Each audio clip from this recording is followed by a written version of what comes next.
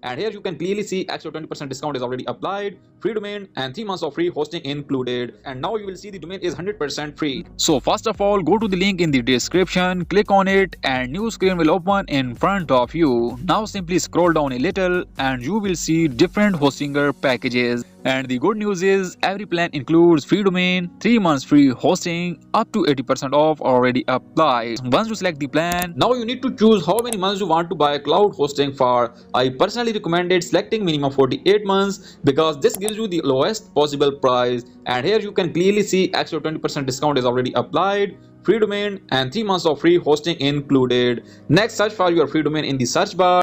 For example, I will type acnary.com. If it's available, it will show as free for 1 year. You may see a price here. Don't worry, that's because the period is set to 2 years. Just change the domain period to 1 year and now you will see the domain is 100% free.